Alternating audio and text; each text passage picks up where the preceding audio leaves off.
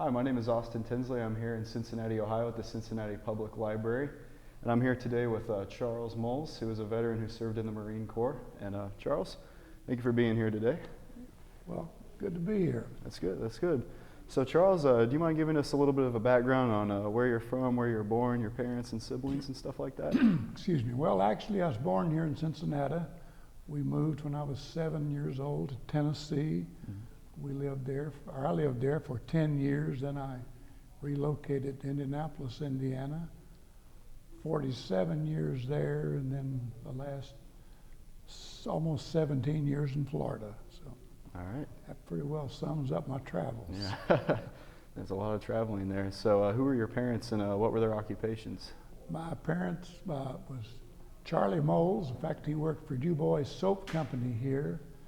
And then when he went to Tennessee, he became a laborer in a veneer company, and then later a watchman. My mother was a housewife. There was 9 of us there, so she was pretty well busy at home. So. All right. And how many siblings did you have as well? I had 2 brothers and 6 sisters. And were you the oldest, youngest? I was the oldest of 9. The oldest, had to keep everybody in line. Yeah. Naturally. Yeah, so tell us a little bit about your high school days. Did you have to work during high school or pretty much just go to school during that time? Just of a summertime. I worked of a summertime to made enough money to buy my books and clothes so I could go to high school. And then, of course, during my high school days, I played sports, and generally after school, I didn't get home till almost dark, because where we lived, there was no bus service, and it was about 2.5 miles to the school, so I just walked through the field, taking a shortcut to get home. Mm-hmm.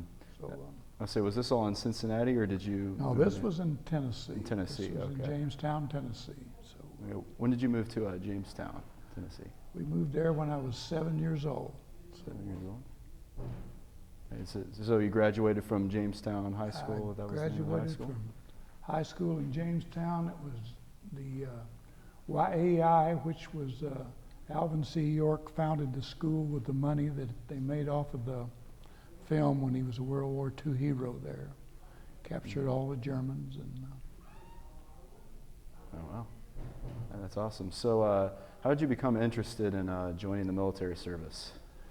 well, actually, I wanted to go on a football scholarship at the University of Tennessee, but the only letter I had was from Carson Newman University. And meantime, I'd got my shoulder knocked down out of place, and I thought, I'm going to go in the Marine Corps for a while, build up my shoulder, put a little weight on, then I will come back and go to school. And my dream at the time was to coach football. So Oh, okay. So the University of Tennessee. that was where I wanted to go, but I later found out that everyone wanted to go there, and I could have probably played football at Carson Newman, but could I have made the team at the University of Tennessee? Probably not. Mm. But Say, did they like contact you to see if you wanted to go to school there to try out as a walk-on? Carson Newman did, Carson not the University of Tennessee, no. I and my best friend, we'd had honorable mention for all state, but we thought that might carry some weight, but probably just the all-staters from different states was the one they were recruiting at the time. So, and that was back in the days of after Bob Nalen had left, when Tennessee was a powerhouse. Oh, yeah. It was always in the top 5 every year. So Yeah, that's what their stadium's called nowadays. it Right? is, Nalen Stadium. Yeah. So did you said you played football. Did you do any extracurriculars? I played football, and I played baseball, and I boxed. I boxed for 2 years on our boxing team, the only 2 years we had a team. I was fortunate enough to win the Golden Gloves there in Nashville in the novice division. But when I went into the Marine Corps there, at one time I decided, if I boxed, that'd be a lot easier than carrying this mortar tripod around all the time. So I was going to join the boxing team, but I later found out that that was not my career. All right. Let's say, tell us a little bit about how you won the Golden Gloves for Tennessee.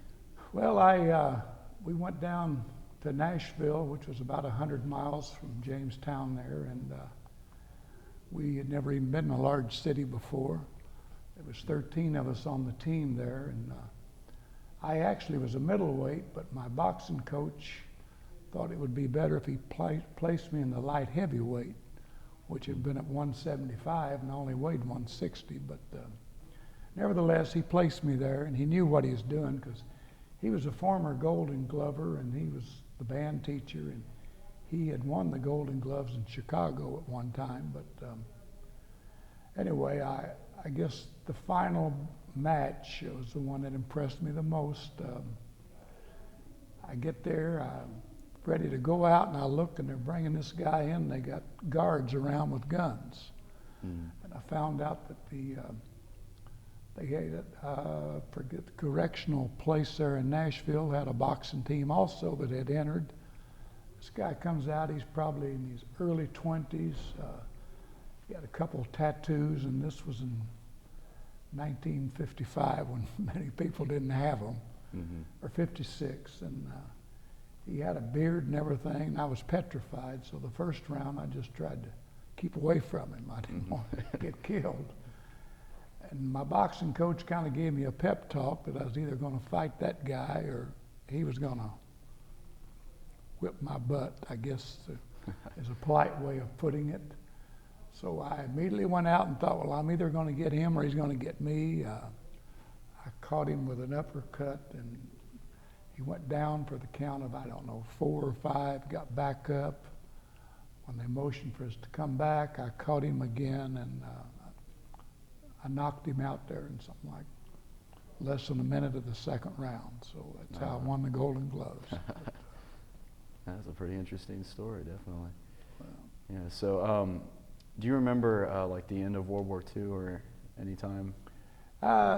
Briefly, right prior to us leaving Cincinnati, I was 7 years old there, and they had dismissed school that day because they had signed the armistice there in 1944 or 45, one of the two. And I remember I'm out in the field. We lived in a rural area at that time, and I was banging on a pot and pan. My mother come out, wanted to know what me and my sister was doing from school, because we had a little old scooter that we rode to school, because it was about 3/4 of a mile. So she wanted to know how come we wasn't in school, and we told her the war is over. And she thought we were, I don't know, she didn't believe us. She told us to quit acting silly, not to have that kind of talk. And she went in and turned the radio on, discovered the war was over. So oh, wow.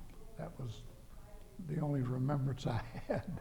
Oh, really? So I guess that didn't really have a significant impact on you joining the Marines at a later date? No. Like I said, I would join the Marines. I'd watched a couple of gung-ho movies, Sands of Iwo Jima, and I decided that I wanted to go to the toughest branch of service there. My friends that graduated with me in high school, a couple of them went to the Air Force, one went to the Army, and I said, no, I'm going to the Marine Corps. Well, my one buddy said, I'll go with you. Well, we got down to Nashville, Tennessee at the induction center, which was, again, about 100 miles away, and he changed his mind. He said, no, he wasn't going in the Marine Corps. So I said, well, I'll see you. So consequently, I joined the Marine Corps. I was sent to Parris Island, South Carolina for boot camp there. This was in 1956, but in 1955, Sergeant McKeon down there, the drill instructor, had come in drunk about 2 o'clock in the morning. He had fell everybody out, told them to fall out. They was going on a forced march. Well, they were marching around, and the tide came in, and it drowned 13 Marines that died. So consequently, Congress started investigating, and they said there'd been too much maltreatment. They said you can't touch them from now on. And he was in the brig while I was in the Marine Corps there, or in boot camp, because we used to see them march him around from place to place. But that was kind of a farce that they couldn't touch you, because you would see somebody mess up and you'd see them pull them out of the formation, they'd take them into a Quonset hut, and you could see the sides bulging out. But then when he'd come out, they'd say, "Did anybody see me touch him?" Well, no, you didn't see him touch him. You could put two and two together. But just backtracking a little bit and reflecting back, we took a bus from Atlanta, Georgia into Parris Island. We got off the bus about 1:30 in the morning, and I never heard such language in my life. They started screaming and yelling and cussing and telling us to get over there. And I remember they pulled me out, and I had on my football sweater and it was decorated up. And he said, "We got the All-American boy here." I thought, what in the world did I get myself into this time? I thought, oh, well, I can stand on my head for 13 weeks. That's what the duration of boot camp was. So, but I made it through fine. I was never singled out or picked on or anything. Some of them were, but there's usually a 10% in any crowd. We had something like 90 or 95 started in the platoon. At graduation 13 weeks later, I think we had about 70 people. The rest of them had washed out and got sent home for various reasons, or else helped back, put in another beginner's platoon to start again. So that was it. They gave us 10-day leave. It was right at Christmas time, and right after then we went back to Parris Island, and they flew us out to Camp Pendleton, California for our advanced infantry training. I did that for, I think, 2 or 3 months. Then I took cold weather training up in a place they call Pickle Meadows. It was up in the Sierra Nevada mountains. And it was cold. It was, we learned to pitch a shelter half there on top of the snow, beat it down, put a piece of cardboard for insulation, and they issued us snow shoes and a pair of ski poles, about a 75-pound pack, and we spent the first week just out there on learning how to survive in the cold weather. So do you know if they were preparing you for like any specific location globally for the cold weather? No, I think they'd originally started it because of Korea was just winding up and it was getting ready for that type weather, but I ended up going to Japan, which it wasn't all that cold in Japan, but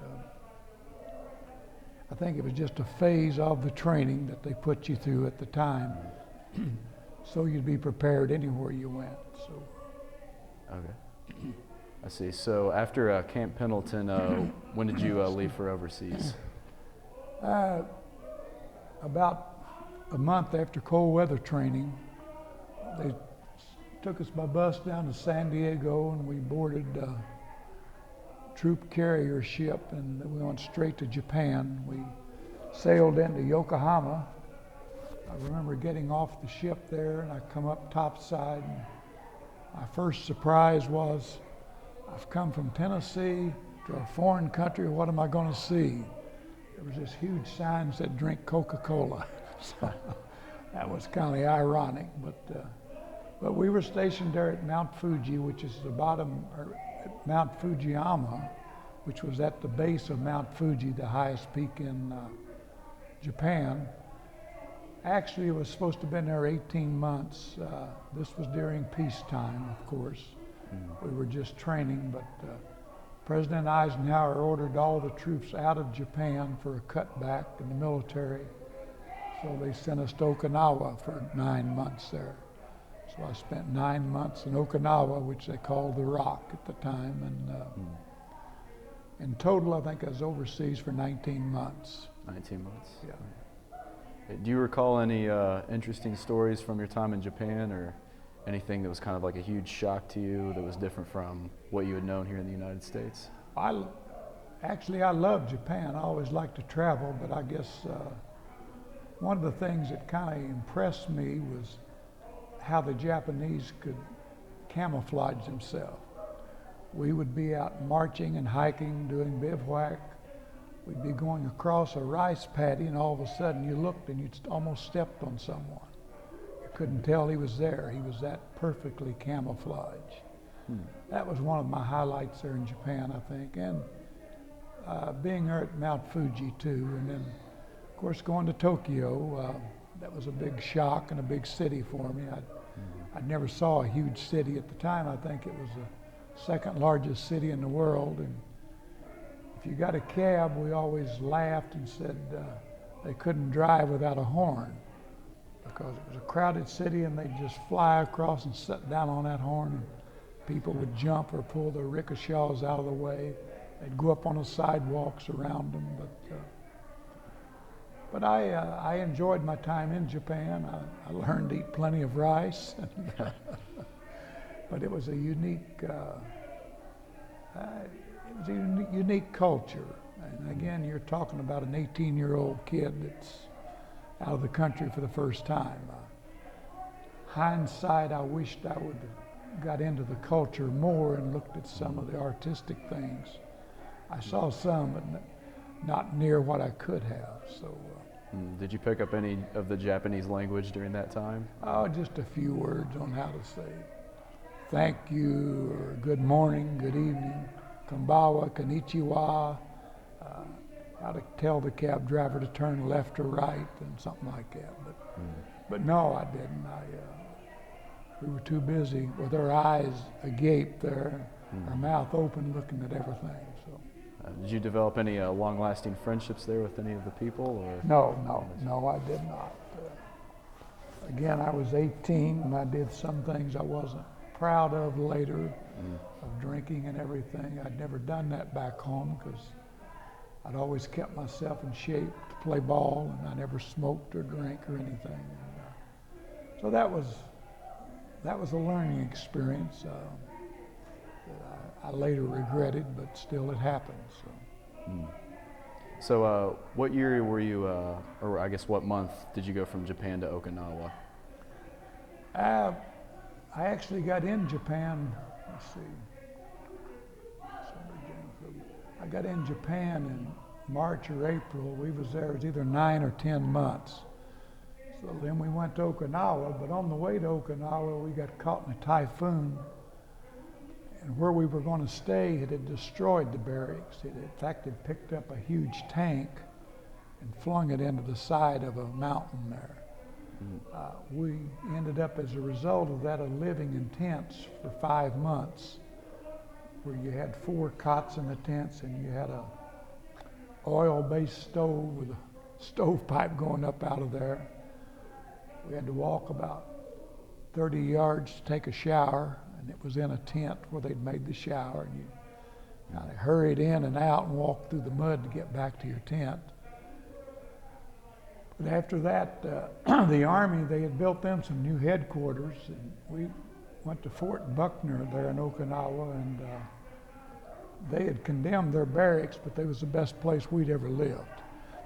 Because we'd always just lived in Quonset huts, and the racks stacked too high, with a big squad bay with about 80 Marines in it there. So that was good for us, you know. But while in Okinawa, I was in the weapons. I was a gunner on 81 millimeter mortars, and we'd go out and practice. We did a lot of forced marches. One thing stuck in my mind. We had a gung-ho captain. He wanted to march around the entire island of Okinawa, which was 80 miles in circumference there. So we did that on a forced march in 2.5 days there. And coming in about 11 o'clock that night, I looked over at Kadena Air Force Base, saw them laughing at us, and I thought, how come I wasn't in the Air Force? They had big, thick mattresses. They had a hobby club there. We could go over there and utilize their hobby club occasionally, but we didn't have nothing. So, But anyway, it was an experience. I was glad I got to see it. I got to do it.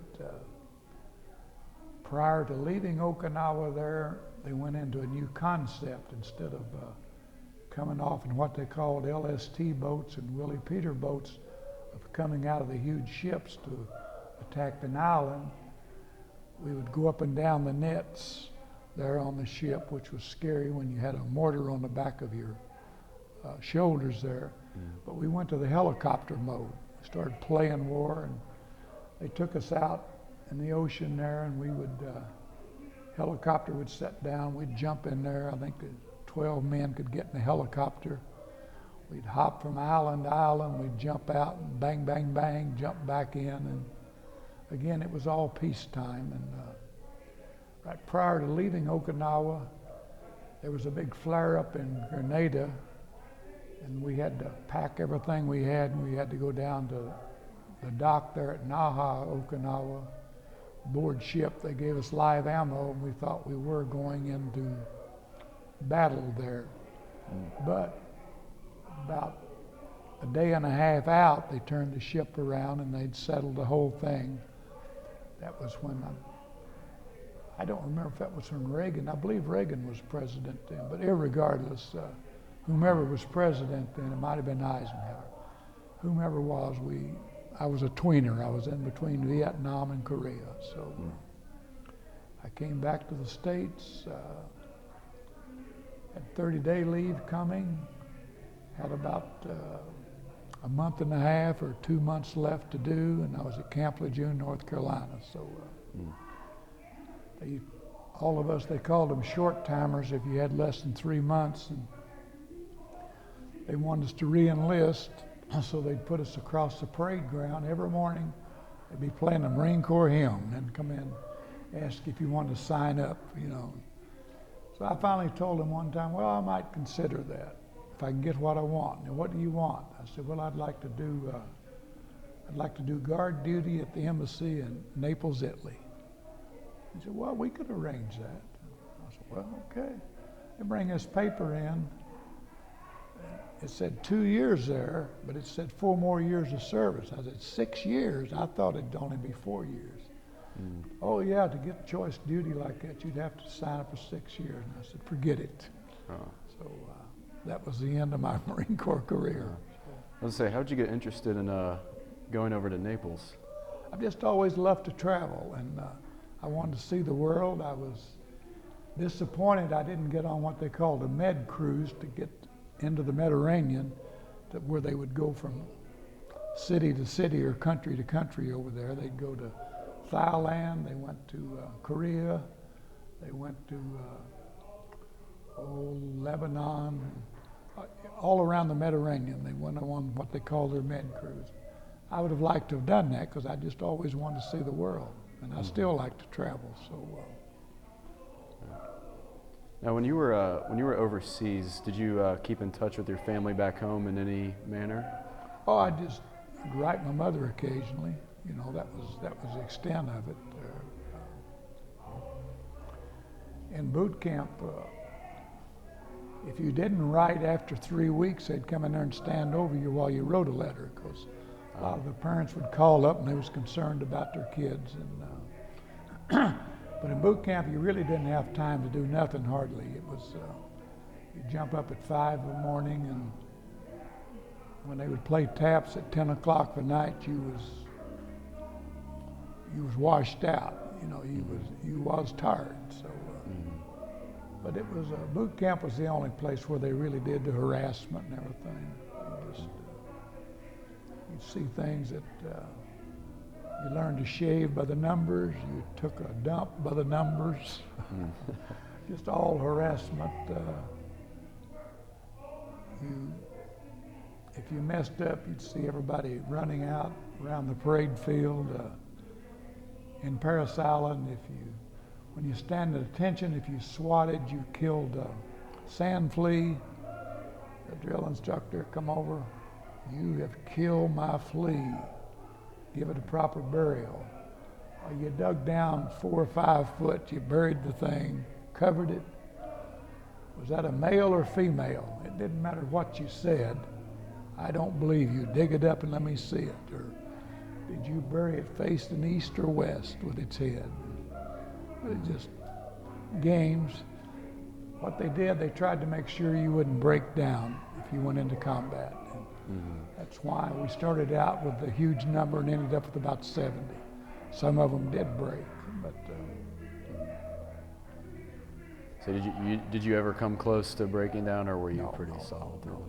Now, when I went in, I was probably in the best condition of my life because I I came from Tennessee to Indianapolis. I joined the YMCA, and after work every day I went to the Y. I worked out, I lifted weights, I ran probably 5 miles a day.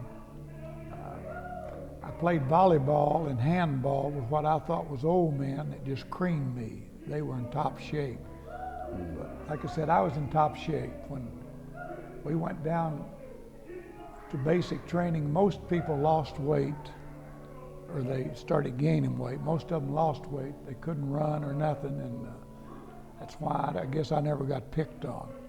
You're supposed to do 25 push-ups. I did 50.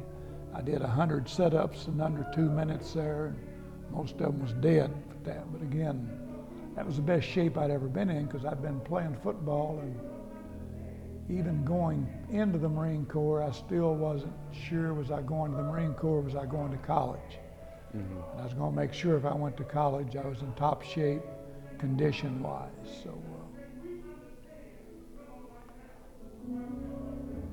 that was about it, really. Like I said, physically, I was hard as a rock. I mean, I was... Shape there. Now, I forget, did you ever say you received any specialized training after basic? Not specialized after basic. While I was in Japan there, they picked, I believe it was 10 of us, and they sent us from Mount Fuji over, or Camp Fuji over to Tokyo, and we got on board a sub there, a naval sub, and we had these rubber rafts, and it was a new way of trying to slip into an island. We camouflaged ourselves. We'd go out and we'd paddle around there and practice for about 5 days.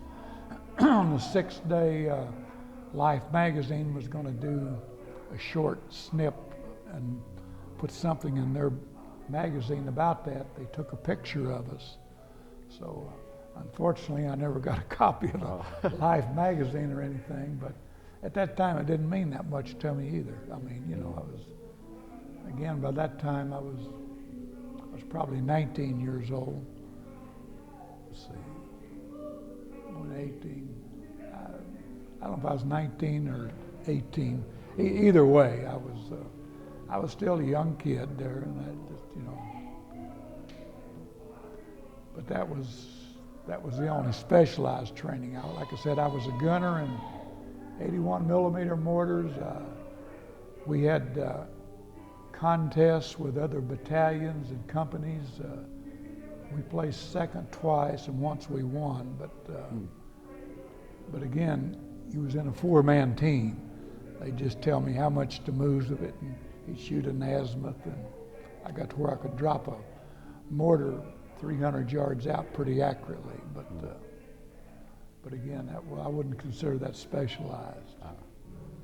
So did you ever pursue boxing at all in the military as well? Yeah, I pursued it a little bit, basically because I wanted to get out of marching so much.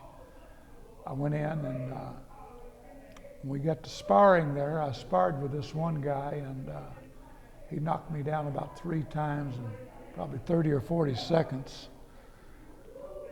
After the round was over, I went up to him, because you always lie to each other. You ask each other, you got any experience? No, I boxed a little bit, but nothing to speak of. So I asked him, I said, just how much a little bit did you box? And he said, I was Floyd Patterson's sparring partner. Oh, wow. And that's when I decided I'm out of my league, I'm going to march. So I left that up. I played just a little bit of football, not very much, and again, I probably could have stayed on as in the line, but we had some good football players there, and it was for the 9th Regiment in the 3rd Division, and Ron, I think Begley was his name. He'd been the Heisman winner at Naval Academy. I was going around to throw a rolling block, and he caught me in his arms and pitched me about 4 foot. Oh, wow. And I thought, you know, I'm a little small for this kind of stuff there, but these were guys that most of them were officers, and they'd come out of Quantico. Some of them had been to college already and played football in college, and wasn't your sandlot football. So, but again, it was just part of a learning experience. You know, you give it your best shot and learn, and that's it. But what was your highest rank as you left? I was a PFC. I got up to PFC quickly, private first class. I got in a little skirmish there. I got busted to private, and I got promoted back to private first class before I got discharged. I only stayed in 2 years because they had a 2-year, you could go in for 2 years active, and then you were supposed to serve 2 years in ready reserve and then 2 years in inactive reserve. But again, when they was cutting troops back, they said you can go to reserves if you want to. If not, you don't have to. So I never went to a reserve meeting. They told me if I would sign up or even go in reserves, I'd be a corporal, but that didn't mean nothing to me because I went out, I got a job making 10 times what I was making in service. So, you know, I started off in service, I think it's $71 a month. So that was, that was my pay. But, I say, and what year were you discharged and where was this at? 1958. I was discharged there in Camp Lejeune, North Carolina. It was November 1958. Actually, my official discharge came 4 years after that because the reserve time would have been up, my 6 years. But for all practical purposes, unless they had issued a call to war during that time, which they did not, once I did my 2 years, I was done.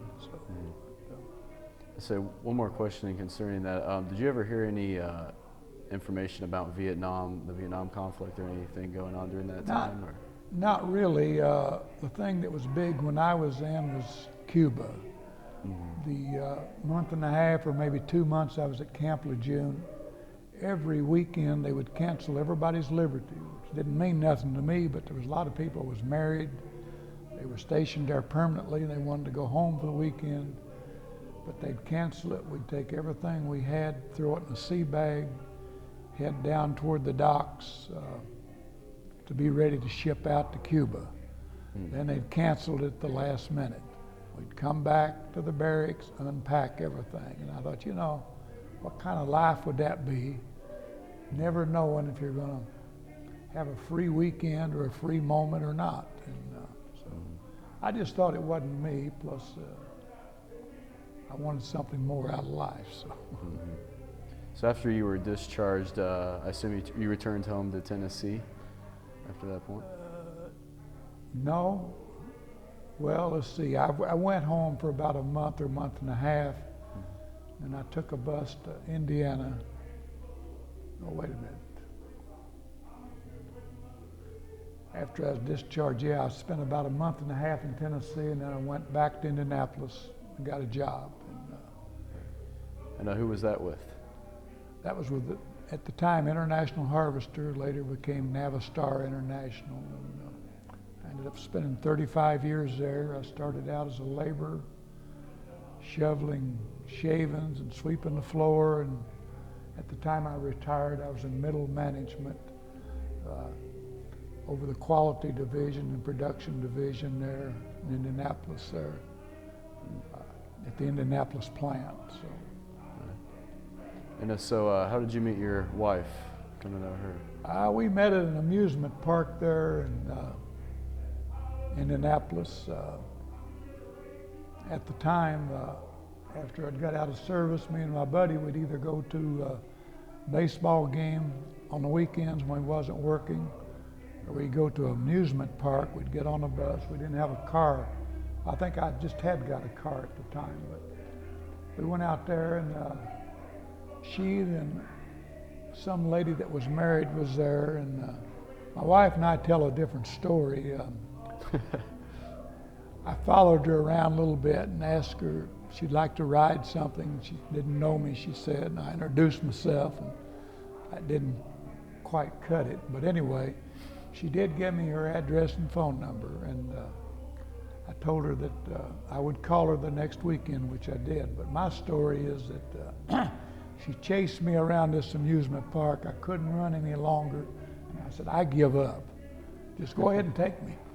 But anyway, that's a private joke among us, and we tell people we have been married. This February will be 58 years, so I guess it's worked after 4 kids. So, How long did you all date before you got married? actually, we had a short courtship. We met in September, I think, maybe October, and we got married the following February. So 4 or 5 months, something like that. She had, in December, I went back to Tennessee to visit my parents, and she and my buddy and my sister, I had a sister living in Indianapolis at the time. The 4 of us drove down there, and she met Mom and Dad and everything there. So, And so you said you were with Navistar, was it 35 years total. years. Actually, I was with them, I think about 32 or 33, and then I took early retirement when I was 56, but I ended up working on contract for them for 3 years, so double dipping. Yeah. Yeah, so after you were living in Indianapolis and after your retirement, what did you do from there? Shortly, well, it wasn't shortly after. Let's see, I retired in 96. And I worked on contract there for 3 years, and then we stayed in Indianapolis another year, and then we moved to Florida in 2000. So we've been living in Florida for, well, this past April was 16 years. So, 16 years. So what are you normally doing nowadays, besides enjoying the nice weather down there? For part-time work, I work for a guy that owns 5 funeral homes. I got bored. I couldn't afford to play golf every day. I didn't want to bike every day, and I don't enjoy backpacking or hiking as much in Florida because there's too much wetlands and flat as I did. So, but we're real active in our church. I spend quite a bit of time there, and like I said, I have a part-time job I work that. Yet when I want to take off, we can take off for a vacation. It gives us spending money for vacations, and we've had a good life. That's good. Was there anything else that you would like to add today? No, I think that pretty well covers it. You went from A to Z, I think, for me. So. All right. Well, Charles, thank you so much for being here today. It was a pleasure getting to interview you. Well, you're quite welcome, sir. No problem.